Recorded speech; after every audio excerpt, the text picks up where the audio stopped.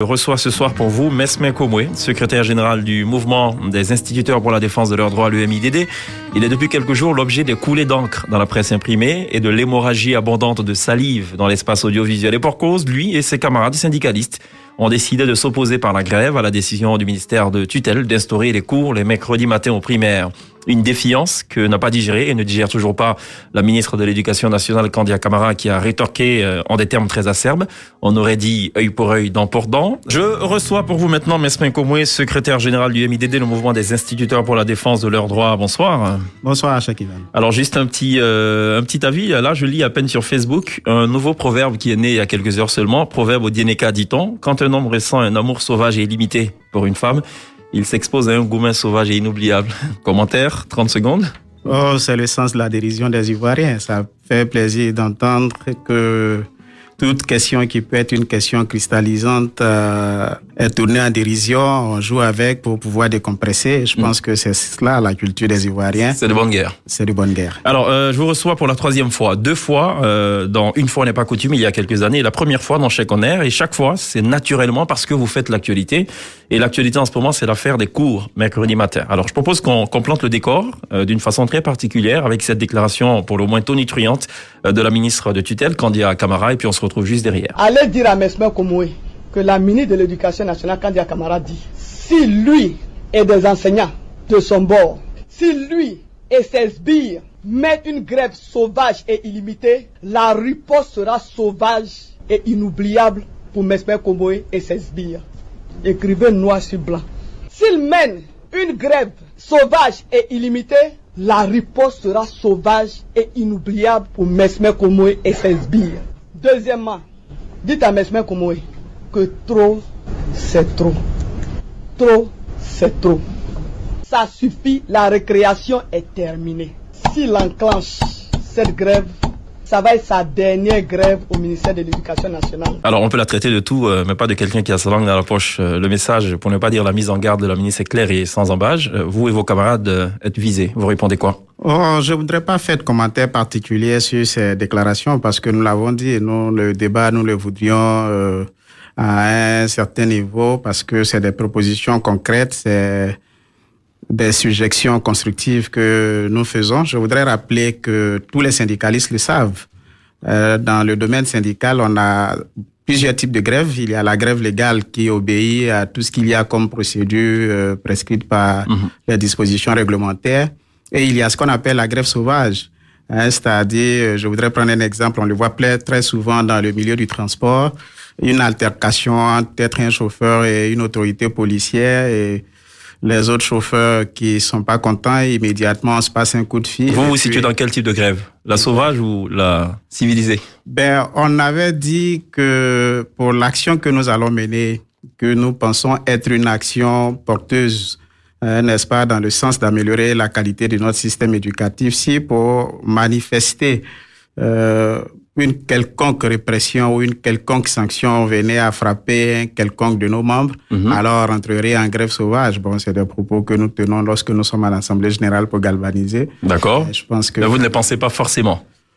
Oh non, pas forcément, parce que nous sommes une organisation. L'idée de la grève est maintenue ou pas?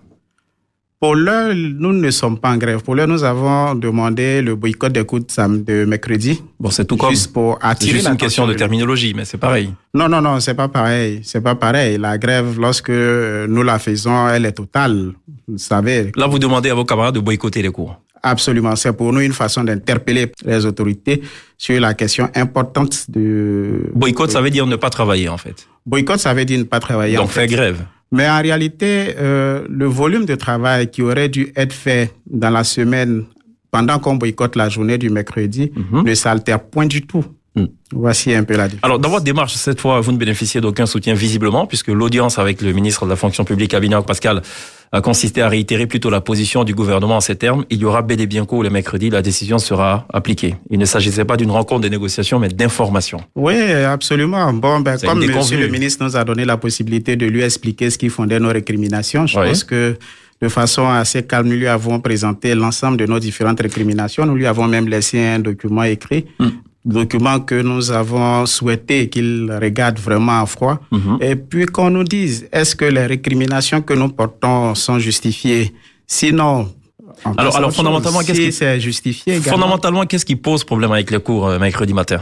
Je pense, Cheikh Ivan, que pour comprendre le fondement des cours de mercredi, il faut peut-être revenir à la philosophie de l'école en Côte d'Ivoire. Vous savez que notre école, telle qu'arrivée par les missionnaires et autres, par les colons, était une école coloniale où le colonisateur avait besoin de personnes pour l'aider. Donc, c'était juste former des interprètes, etc., etc. Et puis ensuite, nous sommes arrivés à la décolonisation où le pays avait besoin de personnes qu'on appelle les commis. Il fallait donc rapidement trouver des fonctionnaires qui allaient se charger des tâches administratives. Et nous sommes ensuite passés à une étape où le président Houphouët-Boigny avait annoncé que l'avenir appartenait à la science. Donc, il fallait trouver des jeunes Ivoiriens capables, n'est-ce pas, de créer et d'innover pour que les transformations de nos produits agricoles notamment soient possibles. Oui, tout à fait. Donc, j'étais en train de rappeler qu'à cette étape, malheureusement, l'école formait pour que l'enfant sorti de l'école soit intégré dans la fonction publique. C'était ça qui était la philosophie. On mettait son enfant à l'école dans l'espoir qu'il devienne fonctionnaire. Aujourd'hui, nous sommes dans une perspective complètement de changement de paradigme. C'est-à-dire, nous sommes dans une perspective où on va mettre l'enfant à l'école pendant une période obligatoire de 10 ans, c'est-à-dire de 6 ans à 16 ans, il a l'obligation d'aller à l'école. Et pendant cette période, on lui donnera des compétences définies sur un socle de compétences minimum à avoir, de sorte que l'enfant soit autonome et qu'il puisse s'insérer lui-même dans la société. Ceci pour dire quoi? L'esprit de l'entrepreneuriat. Ceci pour dire quoi? Ceci pour dire que désormais, l'interaction qu'il doit avoir entre l'école et l'entreprise doit être une interaction forte, une interaction vivante.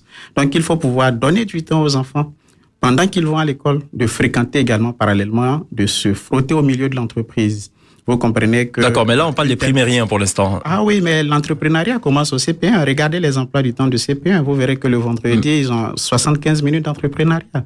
Et donc, du CP1 jusqu'au CM2, on initie les enfants à l'entrepreneuriat. Et ça fait donc comme... Pourquoi ils ne le feraient pas les mercredis après-midi?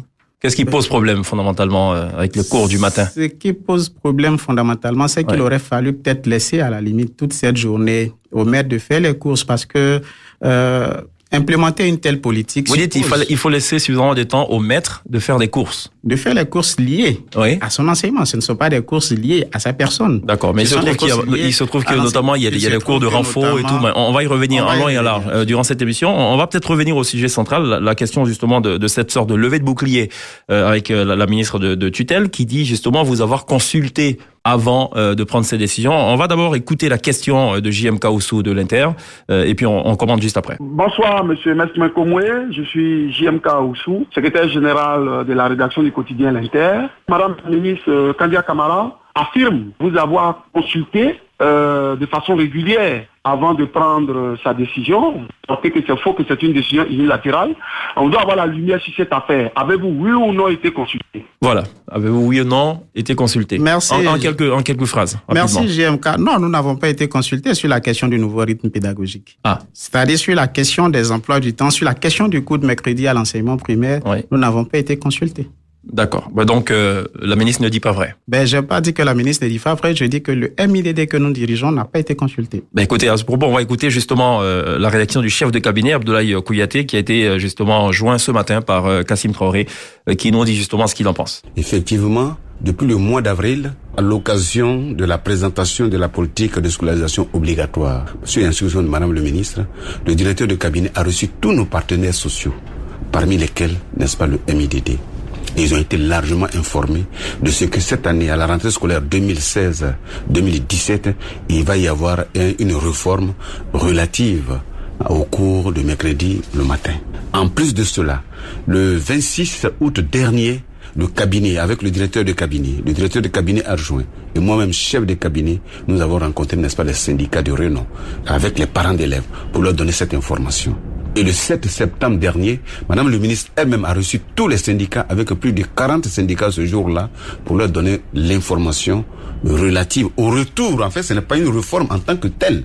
C'est le retour des cours le mercredi matin. Donc les syndicats ont été largement informés. Et du reste, aujourd'hui, à part le MIDD, tous les syndicats sont d'accord. Parce qu'on donne l'impression que c'est l'avis de tous les enseignants, de tous les syndicats. Or, l'écrasante majorité des syndicats sont partants pour cette mesure, parce que cela va renforcer le temps d'apprentissage, le temps d'enseignement, n'est-ce pas, de nos enfants. Et dans aucun pays du monde, c'est l'employeur qui fixe, n'est-ce pas, le temps de travail. Si je crée une entreprise et je dis que mon entreprise travaille de minuit à 3 heures du matin, celui qui va venir, il va s'adapter. Ce sont les pouvoirs publics qui fixent, n'est-ce pas, le temps de travail. Et qui plus est, dans tous les pays de la sous-région, nous avons 5 à 6 jours, n'est-ce pas, de travail. Vous prenez par exemple le cas du Burundi, qui est l'un des premiers pays par rapport au PASEC. Le Burundi a 6 jours de travail. Tous les autres pays, le Bénin, le Botswana, le Cameroun, le Mali, le Maroc, le Niger, tous ces pays-là ont 5 jours de travail. C'est la Côte d'Ivoire qui avait 4 jours de travail. Avec ça, quelle performance vous voulez qu'on obtienne? Alors, Abdoulaye Kouyaté, chef de cabinet du ministère de l'Éducation nationale, qui soulève 2 questions. D'abord, on ne sait plus où vous donner de la tête, cher Mesme Komoué. Vous dites que vous n'avez pas été approché, en tout cas sur la question de l'augmentation du quantum horaire, et le chef de cabinet soutient plutôt le contraire. Qu'est-ce qu'on fait dans cette affaire? Oui, vous voyez bien que dans l'affirmation de monsieur le chef de cabinet, il dit qu'une rencontre a eu lieu où il était question que la question d'aller à l'école les mercredis matin devrait être abordée. Je crois que c'est comme ça que je résume son propos à l'issue de la rencontre dont il parle.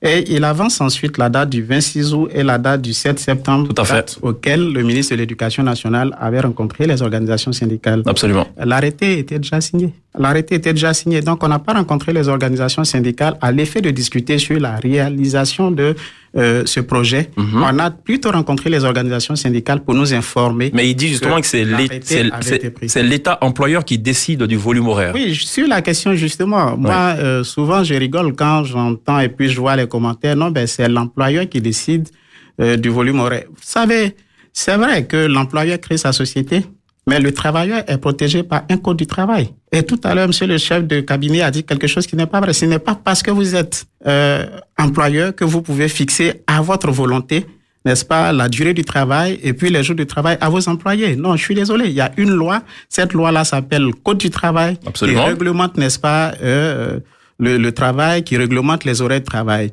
Mais si on veut aller plus loin, pour ce qui nous concerne en tant que fonctionnaire, notre employeur, c'est qui? Notre employeur, c'est l'État de Côte d'Ivoire. Absolument. Et l'État de Côte d'Ivoire, quand on parle de l'État c'est qui? L'État, c'est nous tous. Tout à fait. Donc, si on veut faire cette caricature, vous comprenez que le fonctionnaire fait partie des employeurs. Pourquoi on ne le consulte pas lorsqu'on devrait... Alors justement, j'ai une question très intéressante de Benoît Elie du Nouveau Réveil. Ce sera sa première question relativement justement au volume horaire. On va écouter Benoît Elie, on fait un commentaire. Bonjour Monsieur Mesme Komoué, je suis Benoît Elie du journal Le Nouveau Réveil. Vous êtes syndicaliste, j'imagine bien que votre vocation c'est la défense des intérêts des travailleurs. Je veux savoir si la réforme engagée par le gouvernement augmente le volume horaire hebdomadaire des instituteurs. Sinon, comment expliquez-vous que vous soyez contre la réforme? Voilà, merci Benoît Elie. Autrement dit, est-ce que justement l'augmentation du quantum horaire excède les 40 heures légales? Non, vous savez, nous sommes à l'enseignement primaire et l'enseignement primaire travaille sur un corpus qui est beaucoup plus délicat. De sorte qu'aujourd'hui, les psychopédagogues recommandent que pour ce corpus-là, le volume hebdomadaire de travail ne devra pas excéder 26 heures. On le chiffre même en moyenne à 24 heures. Alors qu'avec cette réforme, nous allons à un volume hebdomadaire de plus de 30 heures de travail. Et considérant donc cela, vous verrez que pour les enfants de l'enseignement primaire, nous sommes à près de 898 heures de travail annuel, là où la Côte d'Ivoire, même à travers l'arrêté pris par Madame le ministre, prescrit, n'est-ce pas, 990 heures. Ça veut dire que les emplois du temps qu'on nous impose dépassent, en termes de volume horaire, le volume horaire qui est déjà prescrit. Comment vous expliquez que les autres organisations syndicales se soient alignées et pas le MIDD? Moi, pour ce que j'ai lu dans la presse, je sais qu'aujourd'hui, il y a une organisation de syndicats, une fêtière de syndicats qui regroupe 13 organisations syndicales qui a fait une déclaration pour dire qu'elle... cette fêtière-là n'a pas également été consultée et qu'elle rejetait la réforme. Mais je rappelle également que lorsque nous avions été invités au séminaire de rentrée et que la question, puisqu'on l'avait entendu par voie de presse, que cette réforme-là aurait pu avoir lieu, c'était juste la veille de la rentrée, la plupart des organisations syndicales présentes avaient effectivement dit qu'elles n'avaient pas été consultées. Parce qu'on fait des amalgames, M. Cheikh Ivan. La question sur laquelle nous avions été consultés, la question sur laquelle nous avions travaillé, c'est la question sur la définition du plan décennal éducation-formation 2016-2025. C'est sur cela que vous avez été consulté. C'est sur cela que nous avons été consultés et c'est sur cela que nous avions, quand je dis nous, je parle de tous ceux qui ont travaillé dans ces différentes commissions-là, ont demandé qu'il y ait une normalisation d'un phénomène qui existe déjà. Il s'agit des phénomènes de classes qui fonctionnent à double flux, ce qu'on appelle la double vacation. Vous savez qu'aujourd'hui, avec les effectifs que nous avons pour certaines écoles ou pour certaines classes, on est obligé malheureusement pour une classe physique de créer 2 classes pédagogiques. De sorte que lorsque la classe A a cours dans ce bâtiment physique-là le matin, la classe B se repose et l'après-midi prend le relais et ainsi de suite. La semaine d'après, allez, on fait l'alternance. Celle qui est venue la semaine d'avant le matin vient l'après-midi. Pour compenser le volume, parce qu'ils ne font qu'une demi-journée par jour, il a été recommandé que ces classes-là fassent cours les mercredis matins. Mais cela ne repose pas sur une norme, puisque la norme prescrivait en son temps que les jours ouvrables pour ce qui concerne l'enseignement primaire sont les lundis, mardis. Qui a défini cette norme?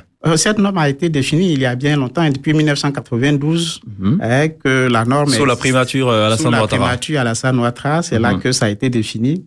C'est différents jours de travail au niveau de l'enseignement primaire. Et comme je le disais, ces classes qui sont obligées de fonctionner en double flux, qui vont à l'école les mercredis, alors que le mercredi n'est pas jour conformément à la norme ouvrable. Donc, il fallait prendre une norme pour intégrer le mercredi comme jour ouvrable pour les classes qui fonctionnent. Alors, Abdoulaye Kouyaté parle plutôt de retour à une pratique qui existait déjà. Oui, mais lorsque M. Abdoulaye Kouyaté parle de retour à une pratique qui existait déjà, il faudrait qu'il se souvienne que lorsqu'on partait à l'école les mercredis, en son temps, on ne partait pas à l'école les jeudis. La Côte d'Ivoire n'a jamais connu un continuum de 5 jours ouvrables. Et puis souvent, on nous compare à d'autres pays. C'est vrai que les comparaisons sont bonnes, mais chaque État définit sa philosophie éducative et c'est en fonction de sa philosophie éducative qu'on définit, n'est-ce pas, nos volumes horaires. C'est en fonction de cela qu'on définit nos jours où on doit aller à l'école. Alors moi, ce que je note, c'est que votre philosophie à vous, elle est diamétralement opposée, sinon aux antipodes de celle d'Abdoulaye Kouyaté. On va justement réécouter aussi, écouter un autre volet. On lui a demandé, c'était une question de Kassim Traoré, comment il explique cette opposition de ce que la ministre a qualifié en griffe de terroristes dans les écoles. Nous ne comprenons pas. Certainement, ils ont d'autres objectifs. Parce que quand on dit qu'il faut prendre une mesure pour aider nos enfants à améliorer leur capacité d'apprentissage, mais où est le mal à cela? Parce que là, ils ont d'autres objectifs que je ne voudrais peut-être pas citer ici. Dans un autre cadre, je serai à l'aise, n'est-ce pas, de le citer. Mais ils ont d'autres objectifs. Qui plus est, des syndicats comme le SNEPSI, que nous avons reçus ici, qui sont d'accord, n'est-ce pas, pour cette mesure. Tous les syndicats du primaire sont d'accord pour cette mesure. Il n'y a que le MIDD qui s'oppose à cela. Et le MIDD a d'autres objectifs qui ne sont pas syndicaux. Je suis désolé de le dire. Et ça, c'est le propre, n'est-ce pas, au MIDD. Et alors qu'ils n'ont même pas déposé un préavis de grève. Parce que la grève respecte une logique. Est-ce que quand la mesure est prise et elle est rentrée en vigueur, est-ce que le MIDD a demandé une rencontre avec le cabinet de ministre pour venir discuter techniquement de la mise en œuvre de cela avant de se braquer? Non. Dès que la mesure est prise, automatiquement, il rentre en grève. Le premier jour, des individus que je n'appelle pas enseignants, mais des vandales vont déloger, n'est-ce pas, des élèves. Nous sommes dans quel pays? Sans préavis. La grève respecte une réglementation. Nesme Koumoui, quels sont vos objectifs? On peut reprendre Abdoulaye Kouyaté. Moi, à ma connaissance, le MIDD n'a jamais déposé de préavis de grève. Justement, c'est ce qui Nous n'avons jamais déposé de préavis de grève. Donc, lorsqu'on parle de grève, je ne comprends pas bien de quoi il s'agit. Nous étions en assemblée générale le samedi. Et puis, les déclarations au niveau du ministère ont fusé à partir du lundi, alors qu'on n'avait même pas déposé au niveau du ministère les résolutions de notre assemblée générale. Il y a eu fuite à votre niveau? Fuite à notre niveau, je ne sais pas, mais je crois que normalement, tel qu'il le dit, ils auraient pu attendre quand même d'avoir les résolutions de notre assemblée générale avant de procéder à des jugements. Mais d'après lui, des enseignants qu'il qualifie de vandales sont entrés dans des écoles et ont délogé les pauvres primériens. Oh, vous savez que lorsqu'une mesure est prise et qu'elle ne rencontre pas l'assentiment forcément de personnes à qui cela va s'appliquer, il peut y avoir des manifestations de mécontentement. Ces manifestations ne sont pas de votre fait. Il faut les Non, elles n'ont pas été coordonnées par le Bureau exécutif national du MIDD. D'accord. Ce sont des manifestations ponctuelles comme cela existe dans bien de pays. D'accord. Vous comprenez, lorsque le président de la République française est arrivé au salon de l'agriculture, ce n'était pas un des accueils les plus chaleureux qui lui avait été accordé, mais il a compris l'expression de la colère des uns et des autres. Il a dit, je vous ai compris. Ils se sont assis, ils ont discuté.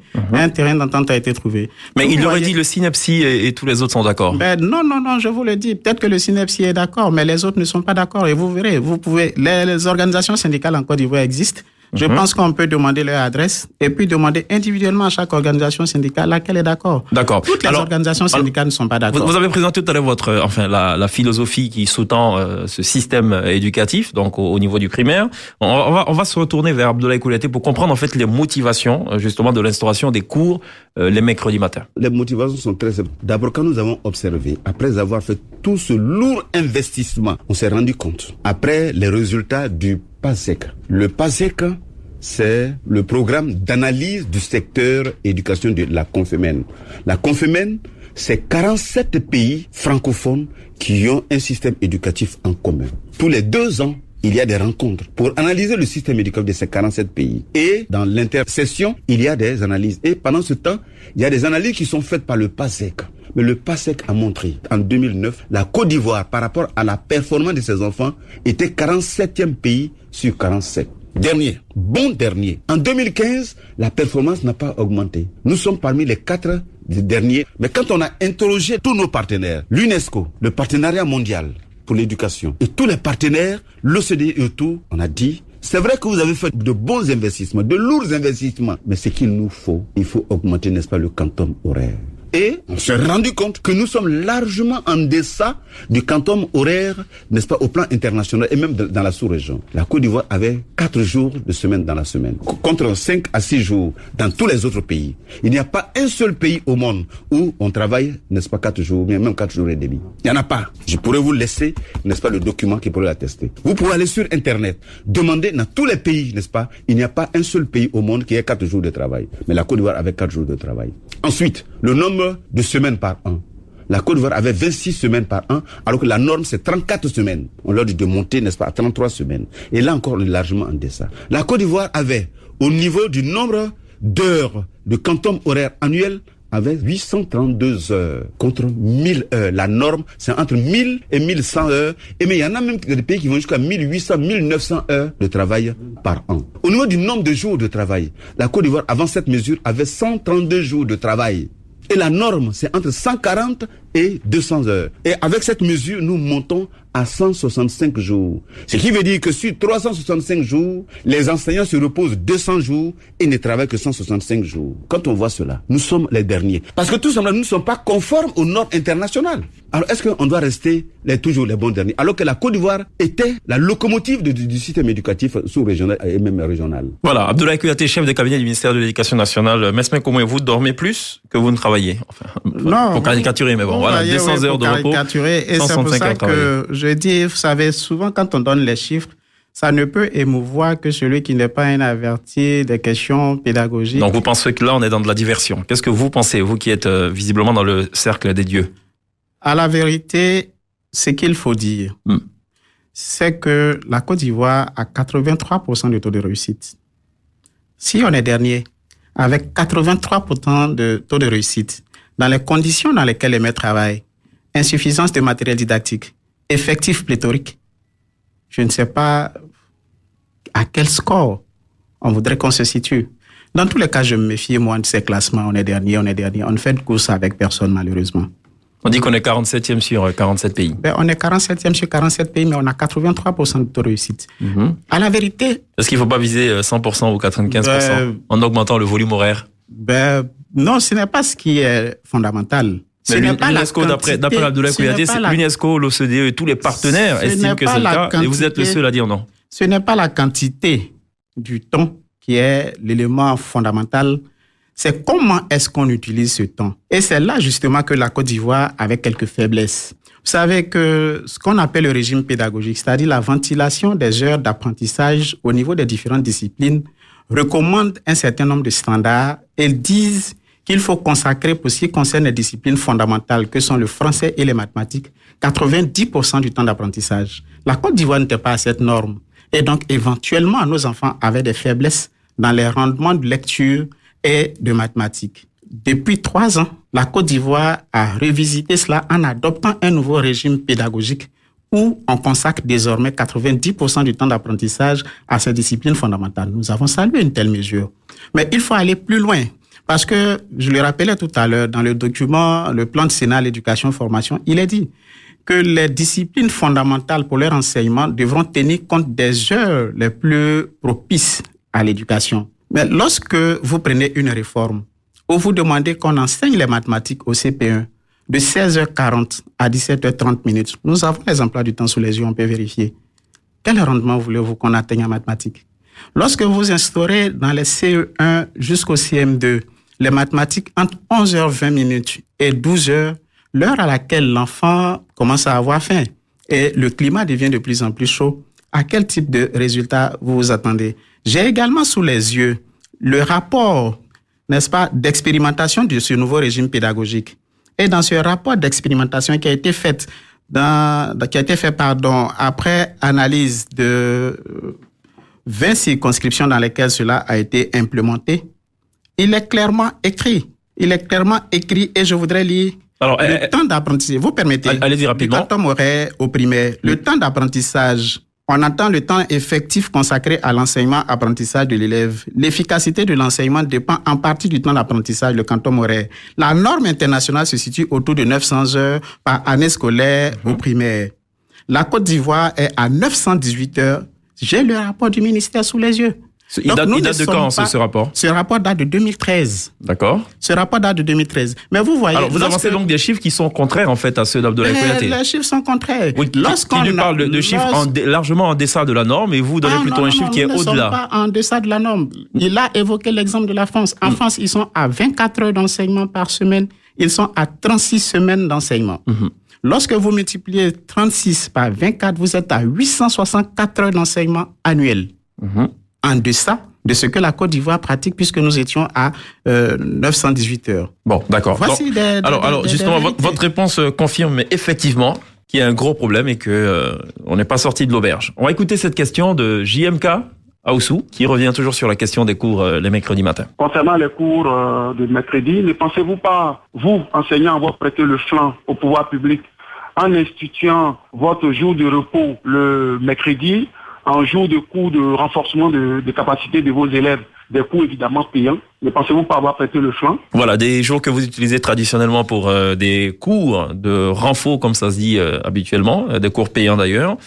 Ne pensez-vous pas avoir prêté plutôt le flanc au gouvernement? Oh non, c'est justement, je dis, le gouvernement fera une mauvaise analyse si le gouvernement résume la Côte d'Ivoire en la ville d'Abidjan. Parce que les cours de renforcement, en réalité, se font par combien d'enseignants sur l'échelle de tous les instituteurs de Côte d'Ivoire? Les coûts de renforcement assortis... Donnez des chiffres, vu que vous êtes très féru des chiffres. Je pense que c'est l'infime partie. Quoi, 10%, 5%? Je chiffrerai même pas ça à plus de 10%. D'accord. Pas plus de 10% des enseignants font ça donne au cours de renforcement. Le cours de renforcement, il était important parce que, comme je l'ai dit, nous avons des effectifs pléthoriques. Et quand on a ce genre d'effectifs, il y a nécessairement des élèves qui ne suivent pas. Mais ce que malheureusement... Est-ce que c'est pas un commencement de solution, le fait justement d'ajouter quelques heures? On avait même officiellement... On pourrait même dire que comme les enseignants font déjà les cours de renforcement les mercredis, on décrète la journée du mercredi de façon officielle comme jour de mercredi de renforcement pour éviter que les gens fassent de la commercialisation de... Oui, mais en le faisant, ce serait payant ou pas, déjà, cette solution?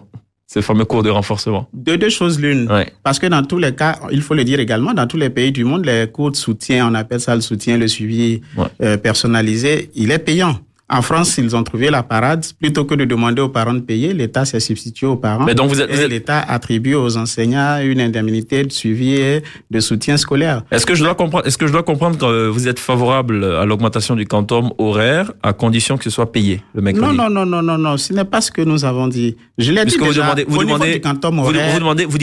dites autrement que la solution pourrait être notamment d'officialiser ce fameux cours de renfort le mercredi. Lesquels cours sont payants? Au niveau du canton Morel, nous n'avons pas de difficultés. Hein. Nous n'avons pas de difficultés. Nous sommes au-delà de la norme. Avec nos anciens emplois du temps, nous sommes déjà au-delà de la norme. D'après vos chiffres, oui. Oui, d'après nos chiffres. Vous voyez, l'esprit qui sous-tend le cours de renforcement n'est pas le même esprit qui sous-tend un cours qui est normalement... C'est quoi l'esprit, dites-moi? C'est motivé par le profit, donc on n'est plus galvanisé? Non, ce n'est pas cela. Dans le cours de renforcement, il n'y a pas de pression parce qu'il n'y a pas de prescription de discipline particulière à enseigner. Je dois faire un cours de renforcement et le cours de renforcement, il est ciblé. Si j'ai des élèves qui ont des insuffisances en mathématiques, pendant que le groupe qui présente cette insuffisance en mathématiques est en train de travailler en mathématiques, un autre groupe qui a une insuffisance dans une autre discipline est mis au travail dans cette discipline. Mais ça donne même le temps au maître, pendant que les élèves sont en train de faire ces exercices qui leur donnent, de faire ces préparations et de corriger les cahiers. Ce qui n'est pas le cas lorsque la journée est formellement reconnue comme journée d'apprentissage, journée au cours de laquelle le maître devra dispenser des enseignements contenus dans un emploi du temps. L'enfant même qui vient à l'école pour le cours de renforcement le mercredi, regardez déjà, ils ne viennent pas dans l'uniforme scolaire. Ça crée une disposition psychologique. Bon, d'accord, mais c'est les détails. Une disposition de repos à la limite, si on peut le caricaturer ainsi. Donc, ce n'est pas la même chose. De repos payant, malheureusement. Pas du tout la même chose. Or, il ne faut pas, parce que quelques brebis galeuses gangrènent l'environnement, généraliser. Et sur cette question, avec l'inspection générale, nous avions eu un séminaire dans un hôtel de la place où, n'est-ce pas, on a parlé de l'assainissement de l'environnement scolaire, notamment les questions de cours renforcement qu'il fallait structurer pour ne pas qu'on aille à Il n'y avait pas cours à l'époque les jeudis, disiez-vous, mais il y avait quand même cours samedi. Me rappelle un internaute. Ce n'est pas ça qui est le problème. Vous voyez, aujourd'hui... C'est visiblement le problème pour du côté de la ministre. Le problème, c'est d'avoir un temps d'oxygénation suffisant, aussi bien pour les enfants, mais également pour les enseignants. Vous pensez que samedi, dimanche, c'est pas suffisant? Non, nous pensons que samedi, dimanche, ce n'est pas suffisant quand on connaît le volume de travail qu'on nous demande au cours de la semaine. Alors, j'ai un commentaire que j'ai lu d'un journaliste avec beaucoup d'intérêt, du nom de André Silver-Collant, via Facebook. Il dit ceci: de tous les fonctionnaires en Côte d'Ivoire, les instituteurs sont les seuls qui bénéficient le plus de repos hebdomadaire. 3 jours sur 7. Ils sont les seuls à avoir entre 2 à 3 mois de vacances annuelles contre une moyenne nationale d'1 mois. Ils sont les seuls, avec les enseignants du secondaire, à bénéficier de pas moins de 4 congés dans l'année, 4 jours pour la Toussaint, 2 semaines pour Noël, 7 jours en février, 2 semaines pour Pâques. En clair, en 1 an, l'instituteur ivoirien passe près de la moitié de son temps à la maison. En des termes moins gentils, d'aucuns parlent d'instituteurs paresseux. Qu'est-ce que vous répondez? Vous voyez, quand on ne connaît pas malheureusement un milieu, il ne faut pas s'aventurer à faire ce genre de comparaison. Édifiez-nous donc. Lorsque le fonctionnaire ordinaire rentre chez lui le soir à la maison, qu'est-ce qu'il fait? Il se repose. Tout à fait. L'instituteur, ça dépend. Qui a 60 élèves, en moyenne c'est cela.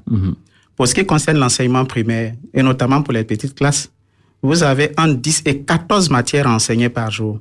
Chaque matière est assortie d'un exercice écrit. Qu'il faut corriger. Lorsque vous multipliez donc 60 fois 10, ça vous fait 600 exercices que vous devrez corriger. Pour les 14 ou les 10 ou 14 disciplines à enseigner, il faut faire la préparation du cours qui est sanctionnée par l'élaboration d'une fiche pédagogique. Comprenez?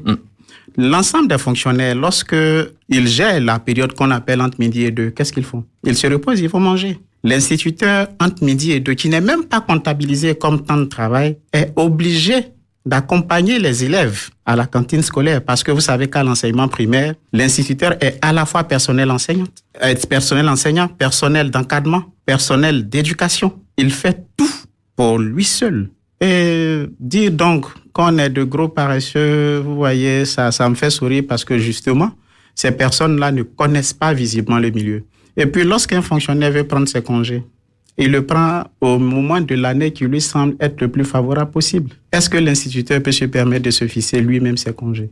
Donc, il ne faut pas qu'on fasse de comparaison là où il n'y a pas lieu de faire des comparaisons.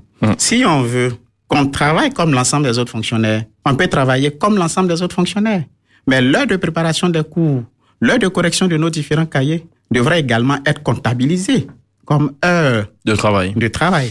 20 21 85 52, 20 21 30 44, ce sont les 2 lignes à votre disposition au standard de Prosper Muller pour permettre justement à tous les auditeurs, puisque cette émission vous appartient entièrement, d'intervenir et de poser vos avis, de poser vos préoccupations. Est-ce que vous maintenez justement ce boycott si rien n'est fait, Mesmer Komoé?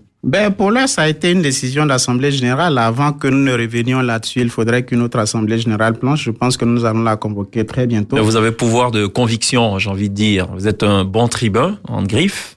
Vous avez moyen peut-être de convaincre vos amis de dire non, on maintient pas. Qu'est-ce que vous allez dire? Pour que je sois convaincu pour convaincre ensuite mes camarades, il faudrait que vous asseyez pour discuter. Il faudrait qu'on me développe des arguments qui prouvent que ce que nous disons n'a pas de sens. Parce que vous voyez, si c'est tant la recherche du volume horaire, on aurait pu par exemple prolonger les semaines de travail. On est aujourd'hui à 33 semaines. On pourrait aller à 38 semaines comme en France. On pourrait aller à 38 semaines.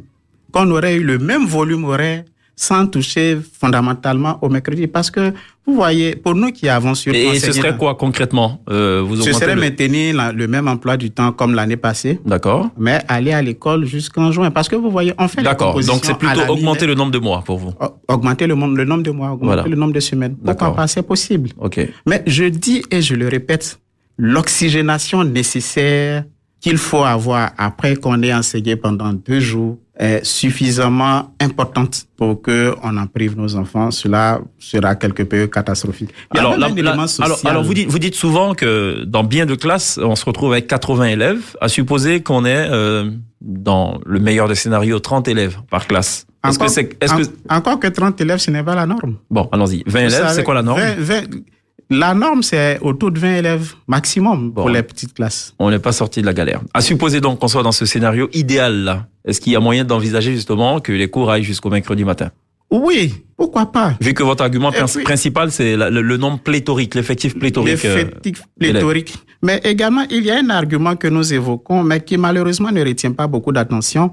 Je voudrais le dire. Vous savez, il y a ce célèbre psychologue qui a fait cette étude, le professeur Montagnier, et qui a conclu que pour les enfants de l'enseignement primaire, il est dangereux de faire plus de 5h30 de cours par jour. Il est dangereux de leur imposer un rythme d'au-delà de 24 heures par semaine. C'est justement la raison pour laquelle la France est passée de 4 jours ouvrables à 4 jours et demi pour pouvoir ventiler, n'est-ce pas, sur l'autre demi-journée, le temps d'apprentissage pour mieux aérer les autres jours. Malheureusement, nous, en Côte d'Ivoire... Attendez, vous avez dit quelque chose d'important. La France est passée de 4 jours... à 4 jours et demi, oui. Mais dans le souci, ils ont maintenu le même volume horaire, dans le souci de ventiler, n'est-ce pas, les heures d'enseignement des autres jours sur la demi-journée. Mais en l'occurrence, c'est ce qui est fait, non? En l'occurrence, malheureusement, chez nous, c'est pas ce qui est fait.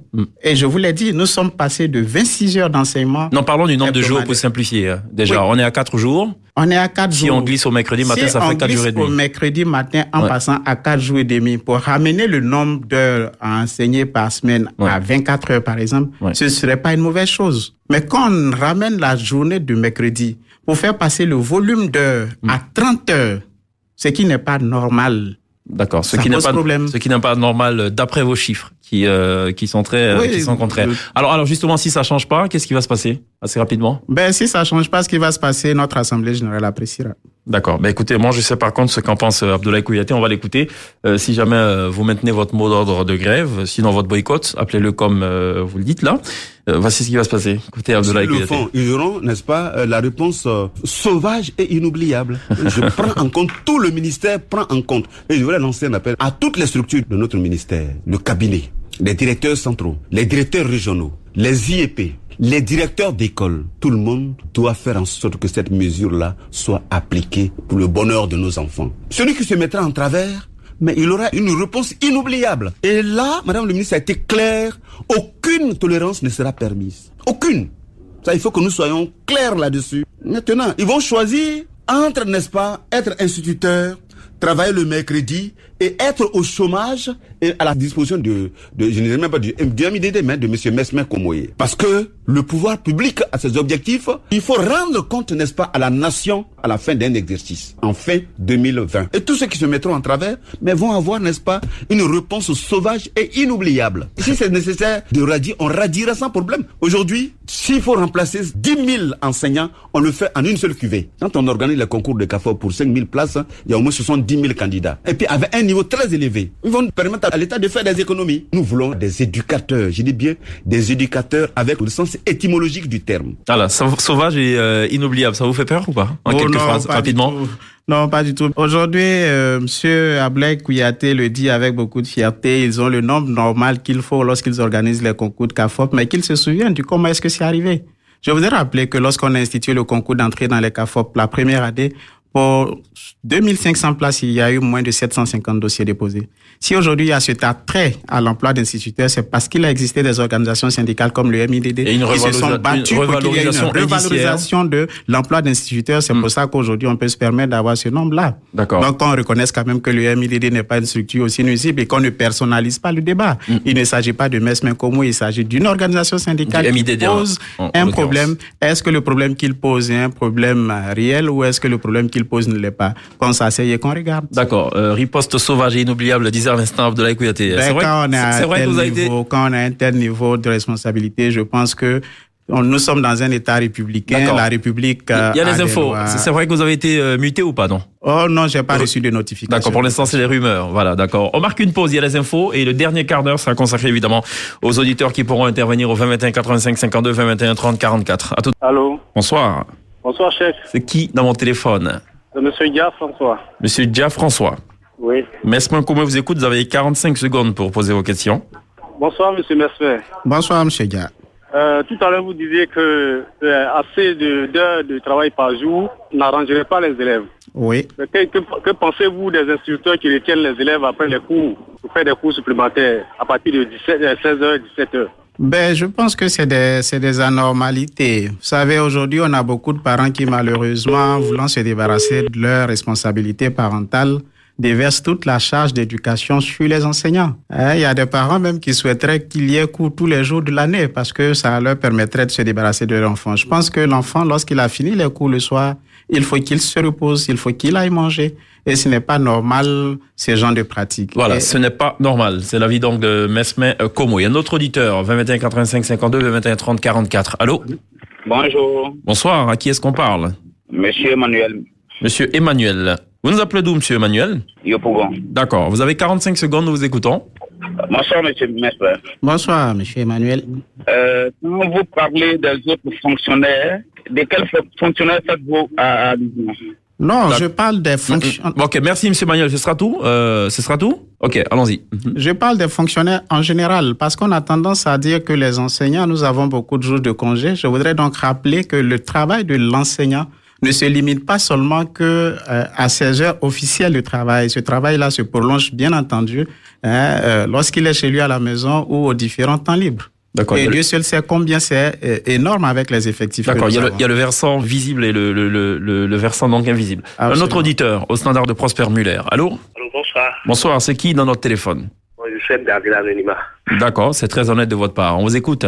Ok, moi, je n'ai pas de questions pour monsieur le président du MIDD. Je souhaiterais intervenir concernant les propos du président du ministre. Les propos de qui, pardon? Du porte-parole du ministre. C'est pas le porte-parole, c'est le chef de cabinet.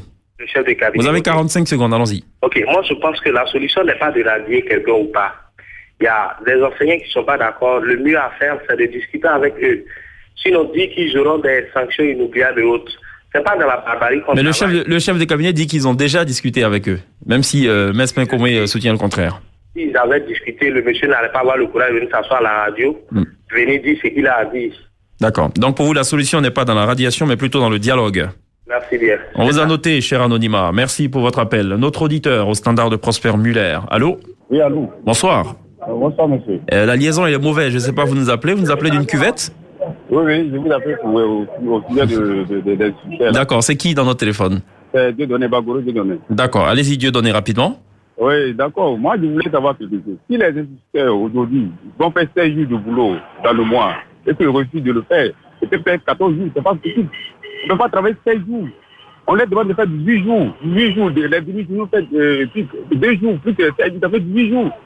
Pour les élèves, c'est normal. Hein? On ne les a pas demandé la journée entière. Pourquoi ils ne veulent pas? Ah d'accord, ok. Vous n'êtes pas d'accord avec Mesme, bon, j'essaie de comprendre. Non, ce que vous devrez comprendre, Monsieur Dieudonné, c'est qu'au niveau de l'enseignement primaire, vous savez, depuis un moment, à l'enseignement primaire, je voudrais lancer cette boutade, ou du moins pour la caricaturer un peu, on n'enseigne pas n'importe quoi à n'importe qui et n'importe comment. À l'enseignement primaire, on enseigne en tenant compte de la psychologie de l'enfant.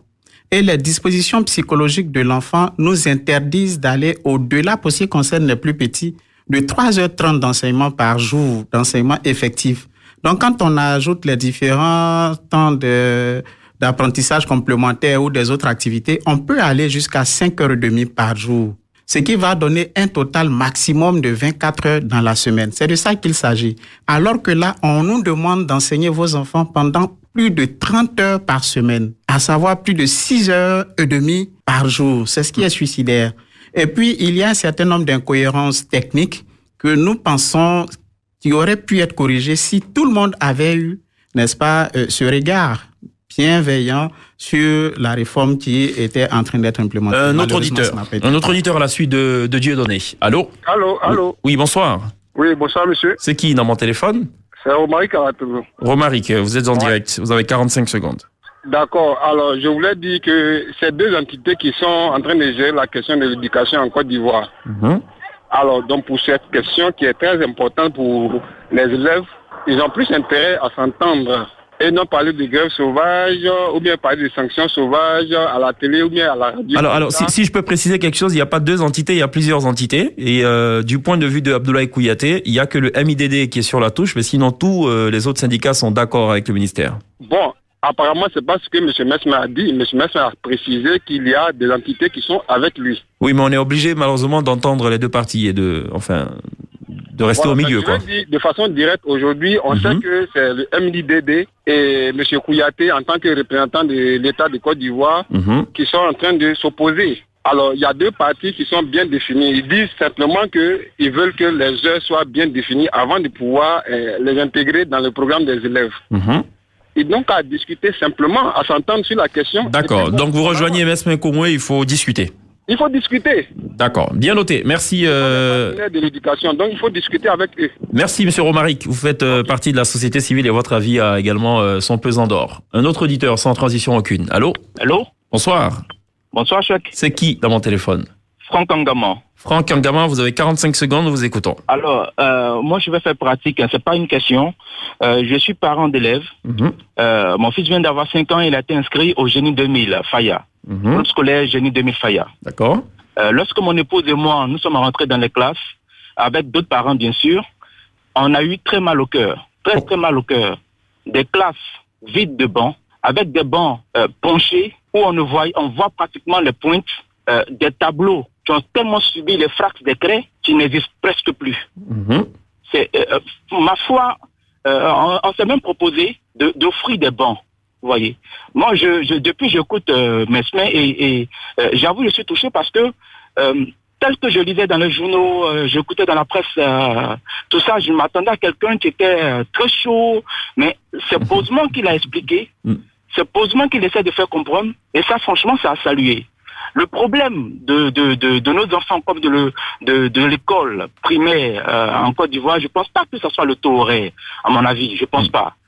Il est tout ailleurs. Il faut Et pour vous, il est où ce problème? Pour moi, c'est d'abord le cadre de travail. D'accord. L'environnement de travail. Les enfants déjà, vous voyez, aujourd'hui, j'allais chercher mon fils à l'école à 17h30, et il m'avait l'air épuisé. Et demain, il doit retourner. Pourquoi? Parce que vous lui avez pas donné de quoi manger ou quoi? Non, si il rentre à midi, il repart à 14h30. D'accord. Oui, je fais tout pour aller le chercher, moi-même le déposer. D'accord. Mais c'est pas, franchement, le cadre, il n'est pas... Le cadre ne s'y prête pas du tout, et comme vous l'avez dit, donc, il y a des bancs amochés, des tableaux dégradés. J'aimerais que des journalistes essaient de sillonner, pas des journalistes, j'ai envie de dire, M. Chek, mais partisans, malheureusement, mais d'autres qui ont envie de faire leur job, fassent le tour des établissements primaires. D'accord. Et qu'ils fassent un véritable... Merci Franck Angama. On est obligé de vous couper. Il y a la pub. Il y a la pub. Vous allez réagir. C'est à La Riviera, l'une des communes les plus huppées de Côte d'Ivoire. Tout à fait. On va marquer une pause. Il y a la pub. On va revenir juste derrière. Merci Franck Angama pour cette intervention.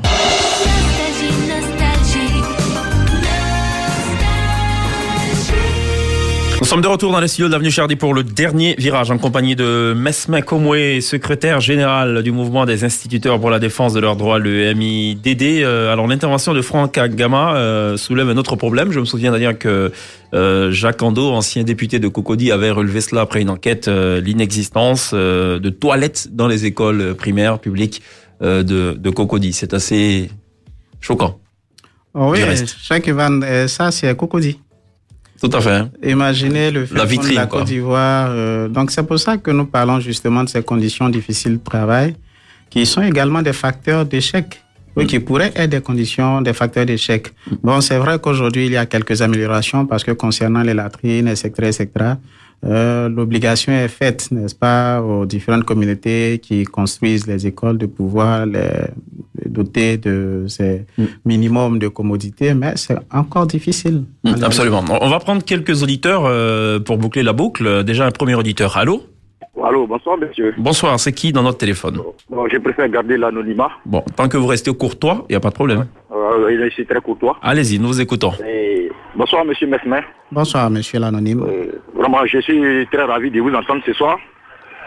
Et surtout concernant cette histoire de mercredi qui est devenue tout un problème national.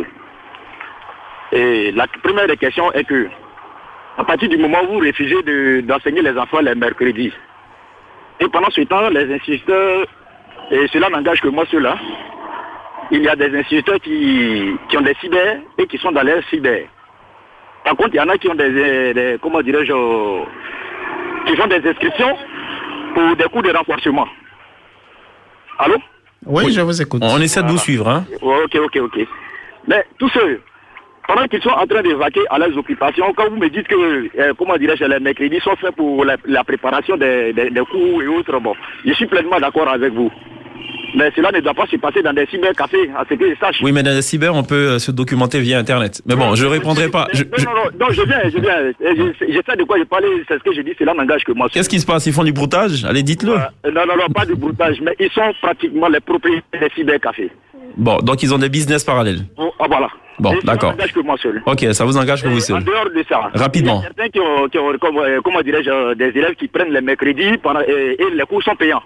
Mais pourquoi ne pas décentraliser pour que ça soit pour toute la nation? Bon, d'accord, on en a déjà parlé. Je ne sais pas si vous prenez en cours, mais vous pourrez écouter la rediffusion dimanche, donc à partir de 10h. Okay. On a déjà abordé cette aspect. Merci en tout cas, Anonyme, pour votre réaction. Vous avez peut-être un commentaire, non pas nécessaire. Bon, écoutez, les instituteurs sont des fonctionnaires comme tous les autres. C'est vrai qu'en activité principale, ils ne doivent pas exercer autre chose que le métier d'enseignement, mais cela n'empêche qu'il ait quelques petites affaires à côté, comme l'ensemble des... Comme vendre des toffees et des bonbons en classe, les maîtresses. Oh là là, bon, en fait, c'est des cas marginaux, écoutez. C'est quoi? Ça, c'est les brebis galaises aussi ou pas? Ces maîtresses qui vendent des bonbons et tout. Lorsque l'activité prend le pas sur l'activité principale, cela est à condamner. D'accord. Mais une maîtresse qui a sa glacière, qui vend des jus aux enfants à l'heure de la... Mais il est difficile à ces enfants de refuser, non? De ne pas prendre les jus de la maîtresse et d'aller prendre ceux de Léon. C'est vrai qu'il y a cette influence de la maîtresse. C'est même une épée de Damoclès, quoi. Un autre auditeur, au 21 85 52. Allô? Allô? Bonsoir. Bonsoir, monsieur Ivan. À qui est-ce qu'on parle? Monsieur X. Monsieur X, voilà. Ouais, monsieur X. Je vais aller très rapidement, voilà. Bonsoir, monsieur Komwe. Bonsoir, monsieur X. Bonsoir, le directeur du cabinet. Ouais, en fait, moi, quand le monsieur parle de sauvage, ce mot-là, je ne vais pas entendre ça. Je crois que c'est pas le mot idéal qu'on doit évoquer là. Voilà, parce que les enfants écoutent ça. Traiter, c'est comme c'est traité, comme on appelle l'enseignant de sauvage. Bon, ça c'est, bon, c'est au passage. Maintenant, deuxièmement, il y a des problèmes mieux que de parler de le coup de mercredi. Il y a beaucoup de problèmes. C'est ça, fait le coup de mercredi. C'est pas un problème. Le coup de mercredi, non. Depuis très longtemps, on va à l'école lundi, mardi, jeudi, vendredi. Ça, c'est pas une histoire de mercredi. Il y a plus de problèmes. Il y a pas de cantines. Quand tu vas, les cantines ne sont pas tout propres. Les toilettes sont bon, il y a trop de choses. Ça, c'est pas un problème. On doit lamenter pour ça. Et pouvoir renvoyer les gens pour ça. Voilà.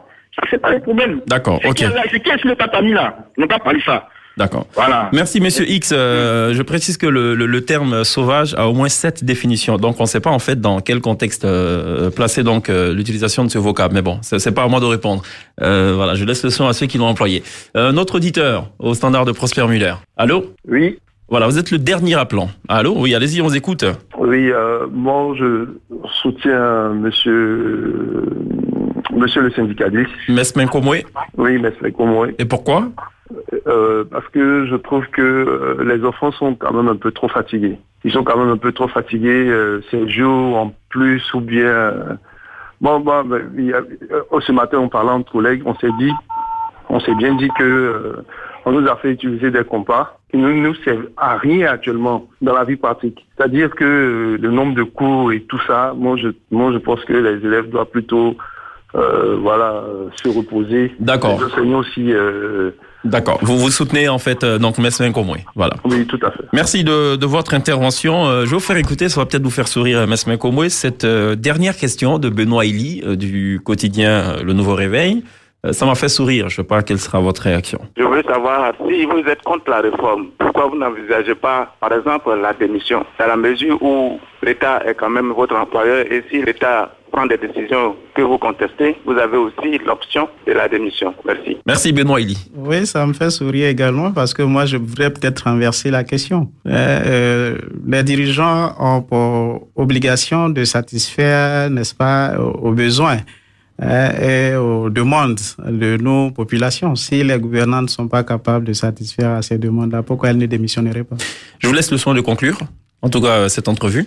Oui, je voudrais te dire merci, Cheikh Ivan, pour l'opportunité que tu nous as donnée de préciser un certain nombre de choses. Je voudrais rappeler que le MIDD, en tant qu'organisation syndicale, de façon très responsable, a toujours voulu une école de qualité.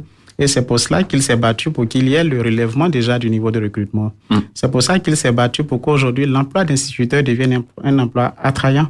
C'est pour ça qu'il s'est battu pour que l'aventure d'une politique éducative qui était la formation par les compétences qui n'était pas efficace soit retirée et aujourd'hui remplacée par les approches par compétences dans lesquelles nous sommes. C'est dans cette même perspective, dans cette même dynamique que se trouve le MIDD qui a relevé dans la nouvelle réforme qu'on voudrait nous imposer un certain nombre d'incohérences. Nous invitons donc nos décideurs à regarder à froid, vraiment à froid, n'est-ce pas, les différentes réserves émises par le MIDD. Qu'on s'asseye, qu'on regarde. Est-ce que, par exemple, il est opportun de faire les mathématiques vers midi? Si oui, qu'on nous donne les arguments et nous accepterons. Sinon, qu'on ait le courage de dire, bon, on s'est trompé sur tel ou tel aspect. Nous y reviendrons pour que l'éducation se fasse correctement. Parce que je voudrais rappeler, et je terminerai là-dessus, que nous formons des hommes. Et 1 an de perdu dans l'éducation d'un enfant, ce n'est pas évident qu'on puisse le rattraper plus tard.